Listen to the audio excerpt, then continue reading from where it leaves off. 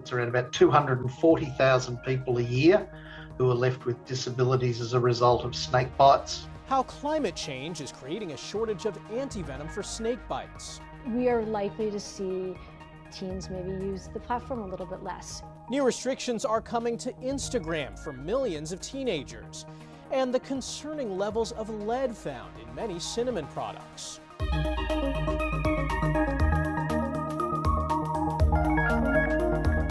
Welcome to Eye on Health, where we focus on stories that affect your physical and mental well-being. I'm Michael George.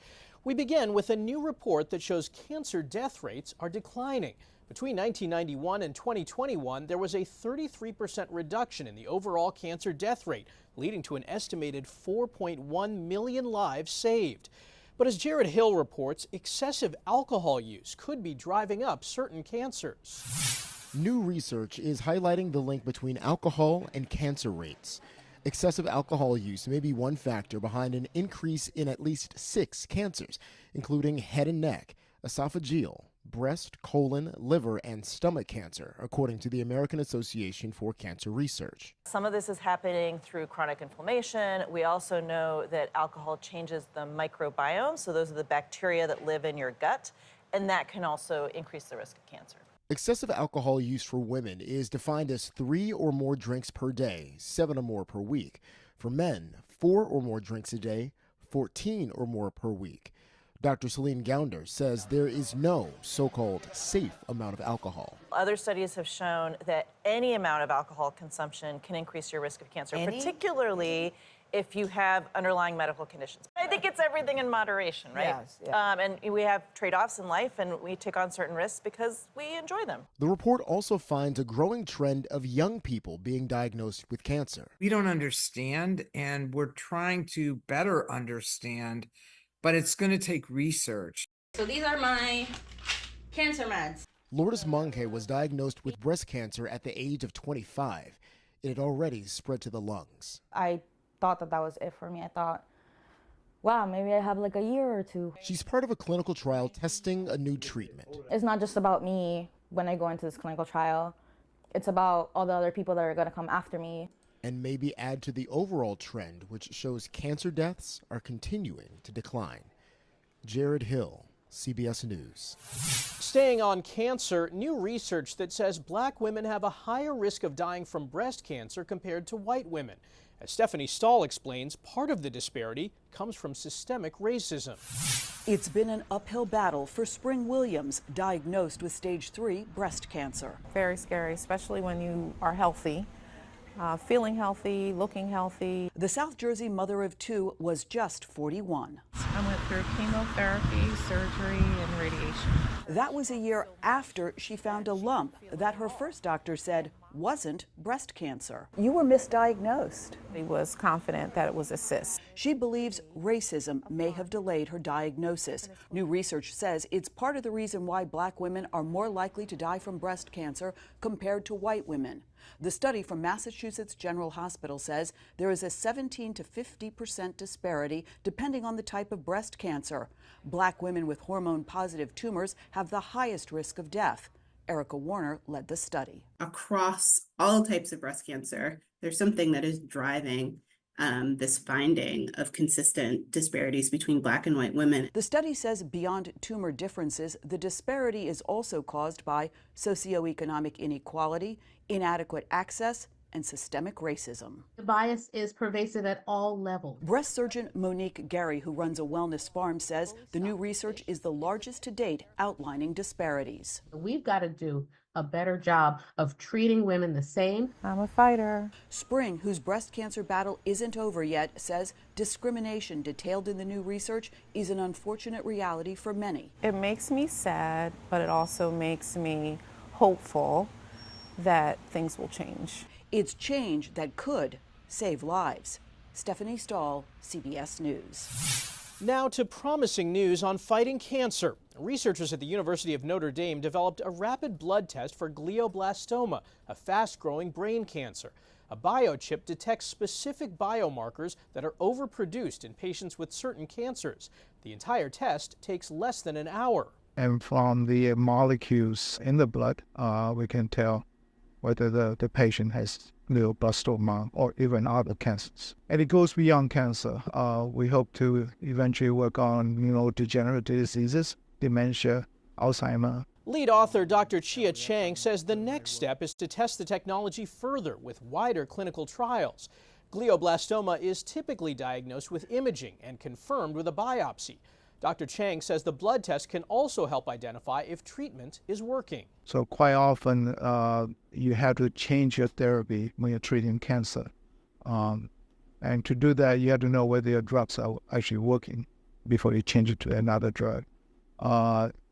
And that's particularly important for something like glioblastoma because the patient doesn't have much time. The average survival time for a patient is only 12 to 18 months. In many kitchens, cinnamon is the star of the spice rack. But a new investigation finds there are hidden dangers. Consumer Reports tested 36 cinnamon products from both mainstream and smaller brands. 12 of the samples contained elevated levels of lead, with several measuring above 2 parts per million. The FDA has no official limit for lead in spices, but no amount of the heavy metal is considered safe. And the concern is high after last year's tainted cinnamon applesauce gave hundreds of children lead poisoning.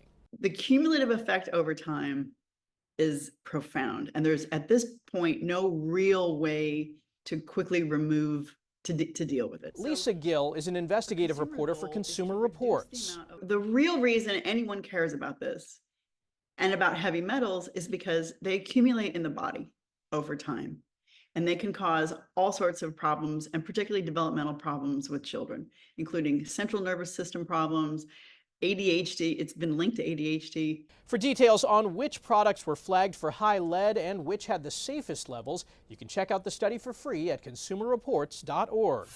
The World Health Organization says 2.7 million people are bitten by poisonous snakes every year. But climate-induced flooding is creating a shortage of life-saving antivenoms because flooding leads to more snake bites. And this is a problem that occurs in many areas of the world where these sorts of disasters occur on a regular basis. We saw the same thing happen in the last major flooding events in Pakistan. It happens in Myanmar. It happens in Bangladesh. Sub-Saharan Africa has access to just around 2.5% of the treatments that the WHO estimates it needs to help people recover from snake bites. For every person who dies of snake bite, and there's one person who dies every 4 to 6 minutes, there are around about 27 people an hour who are left permanently disabled as a result of having been bitten by a venomous snake in some part of the world. It's around about 240,000 people a year who are left with disabilities as a result of snake bites. More than a third of them are children. The WHO also warned that climate change may create new areas for venomous snakes to live and thrive. As the weather starts to cool, now is the time to be thinking about how to protect yourself during the winter respiratory virus season. A survey from Ohio State Wexner Medical Center shows less than half of Americans are planning to get their COVID or flu shots this season.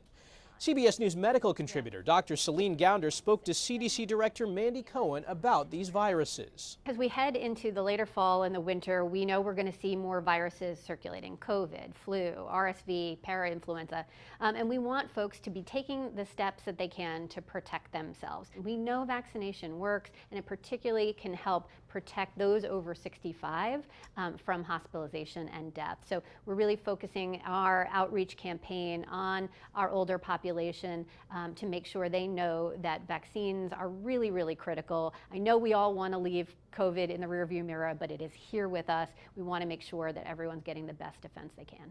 I sat down with Dr. Gounder to find out more about what she learned from that conversation and what we can expect this winter.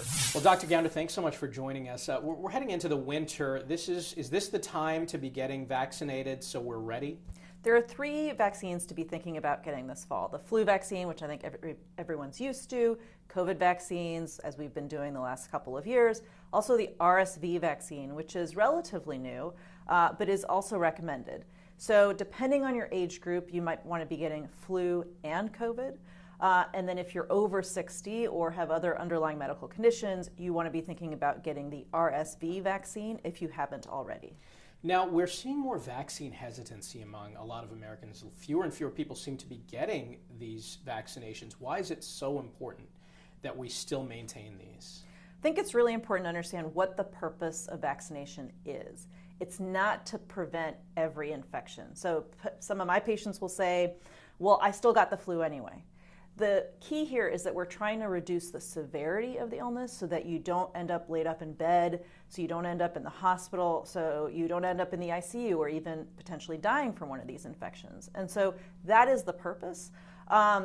I think another misconception is that these vaccines, in particular the flu vaccine, might give you the flu or might give you COVID or whatever. That is also not the case. All of these vaccines are not live, so you're not being given actual virus. It is impossible for you to actually get these infections from the vaccination. So what are we seeing are some of the reasons why people are getting vaccinated? For a lot of people, it's a question of force of habit. So they got a flu shot last year, they got the flu shot in past years, they're going to get it again this year. For a lot of other people, it's concern about their own health, perhaps because their doctor or other healthcare provider recommended it, and also to prevent or protect family and friends. And what are we seeing as far as reasons why people aren't getting vaccinated? A lot of people are saying they would prefer to develop immunity to the flu naturally. Your immune response, whether that's to a vaccine or to the virus, that is your own immune response. That is a natural immune response. So there's a bit of a misconception there. And the idea is to get exposed in a way that is not going to cause disease, that will not require you to stay home from work, land you in the hospital, let's hope not kill you. Some of the other reasons people don't get flu shots is because they don't think they work. And I think this is because people have a misconception here as well that vaccinations are supposed to prevent all disease. They're supposed to reduce the severity of disease. They will not prevent every infection. Other people, well, they're just forgetting to do it. And some people just say, well, I never get sick. Well, you never got sick in the past does not mean you will never get sick in the future. Doctor, is there like a sweet spot to get these shots so that we're protected during the holidays?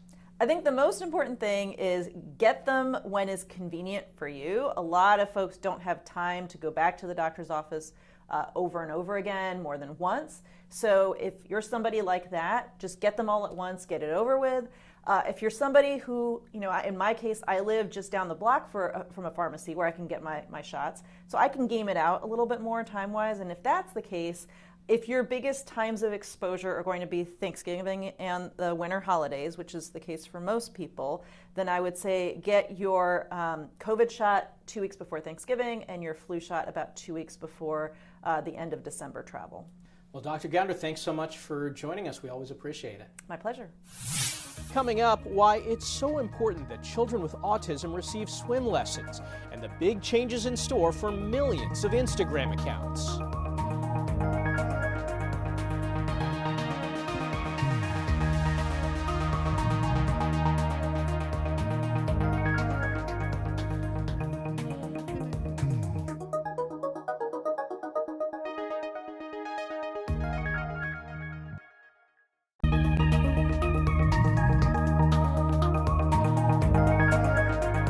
Welcome back.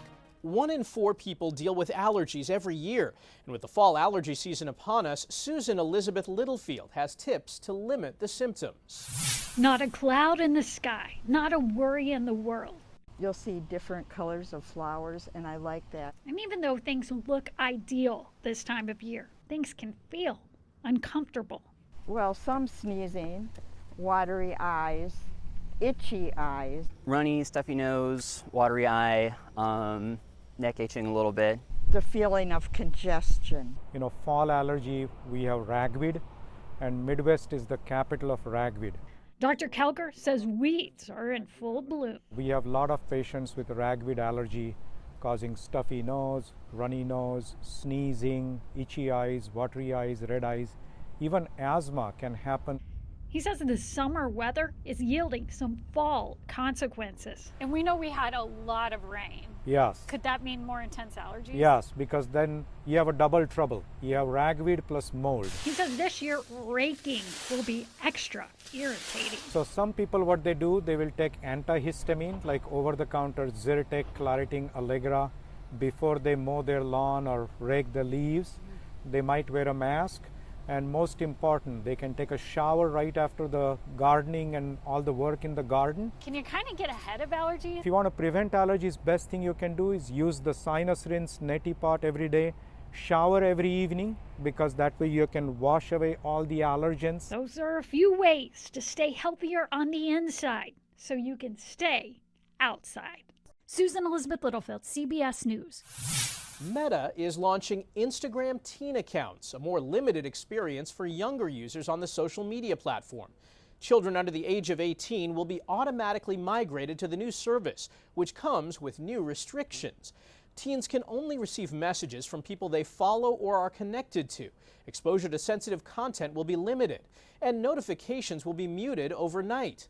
100 million accounts will be affected by the change globally. We are likely to see teens maybe use the platform a little bit less, change the way they use the platform. Antigone Davis is the global head of safety at Meta. She says 16 and 17-year-olds will be able to change the settings. Anyone younger will need parental approval. If we see a teen try to set up a new account as an adult account, we're going to ask them to verify their age. If they have an ID, they certainly can provide an ID. We also use something called Yoti, which basically looks at facial features and says this person is under 18, this person is over 18. The teen account is designed to address mounting criticism that social media is harming children's mental health. A lot of people say the teen brain is underdeveloped, but really it's optimized for what teens need to do. And that is to sort of form their own identity away from their family of origin and understand their social role amongst many other things. Dr. Joel Stoddard is an associate professor of psychiatry at the University of Colorado School of Medicine. He calls Meta's move a good first step that encourages children to get off their phone. Having those constant interruptions, or maybe even spending the time on social media, takes you away from other things that you might need to be doing, including having face-to-face interactions, spending time with your family, being maybe a little bit less stressed about your schoolwork because you have time to get it done, or participating in physical activities. The change rolls out over the next 2 months. Other features include allowing parents to see who their teen has messaged, view the topics they're looking at, and set daily time limits. Drowning is by far the #1 cause of death for children 14 or younger with autism. The Autism Society says it accounts for 91% of deaths for that group. That's why swimming lessons for children with autism are so important. Christian Benavides introduces us to a family that's making sure their child receives the life-saving instruction. Parents Jana and Russell D'Agostino worry about their 3-year-old daughter Daniela. Like other kids with autism, she's drawn to bodies of water. We knew having her learn to swim was critical because I don't know if she's going to jump the pool fence, or God forbid she gets in and no one's outside, or even worse, gets to the lake. The D'Agostinos live in Florida, where pools, lakes, and beaches are accessible all year long. My only hesitation was just if she was going to listen or not. They enrolled her in swimming lessons that focus on survival skills in the water. Erin Cates is an instructor with the Baby Otter Swim School. She falls in, she's going to know exactly what to do. She's going to turn around, she's going to turn, kick, and reach, and she's going to get up to that wall, and she's going to hold and wait for us. The Autism Society of Florida says drowning is the leading cause of death for children on the autism spectrum. The drowning rate for kids with autism is 160 times greater than other children. It's in part due to autism alone, when children run or wander away from caregivers. Most drownings occur in backyard swimming pools, and nearly 1 in 3 parents of a child with autism reports they've had close calls. Mindy York is president of the Baby Otter Swim School. This is as important as a car seat, and make it a priority. Kick and reach. Critical lessons that are saving lives. Christian Benavides, CBS News, Royal Palm Beach, Florida. After the break, artificial muscles are improving the way robots move. And 2 young girls from opposite worlds bond as they're treated for a rare disease.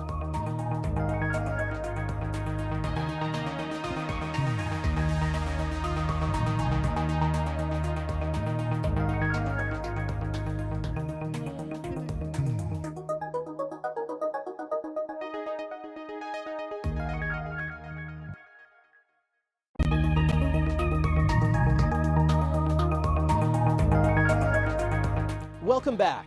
Investment bank Goldman Sachs projects the global market for humanoid robots will reach $38 billion by 2035.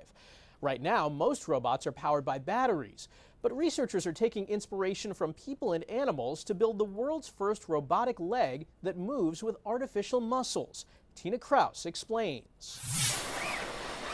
Robot engineers strive for their creations to mimic human movements. And scientists say they're a step closer to hitting the mortal mark with this new contraption. A robotic leg that runs not on electronic motors, but artificial muscles. Researchers in Switzerland are using plastic bags filled with oil and covered by black conductive electrodes on the sides. When an electric charge is applied, electrodes attract each other because of static electricity, pushing the oil to one side and shortening the bag, simulating muscle movements. Antagonistic, just like our biceps and triceps, they work against each other. If the biceps contracts, the triceps stretches, and the other way around, the bicep stretches when the triceps contracts. Experts say artificial muscles are more energy efficient than robots that depend on motors, and the technology allows bots to jump high and move quickly without the need for complex sensors. This naturally leads to new inventions in terms of anthropomorphic hands that can be operated in dangerous tasks. Researchers envision a future where rescue robots equipped with electrohydraulic muscles are deployed to quake zones and other disaster sites to maneuver tough terrain. For now, with testing still in its early stages, they're proud to have a leg up in the race to revamp robotics. Tina Kraus, CBS News. International bonds of friendship have formed at a Delaware hospital between two little girls being treated for a rare disease. Stephanie Stahl has more on their very special connection. I played this game for many years. 4-year-old Adira Gilliam is chatty and playful, even here at Nemours Children's Hospital. Good job. Can we do one more? I don't know. Where she's being treated for a rare genetic disorder called osteogenesis imperfecta, often referred to as brittle bone disease. The children will tend to have short stature. The bones will develop a bowing deformity because they're very fragile.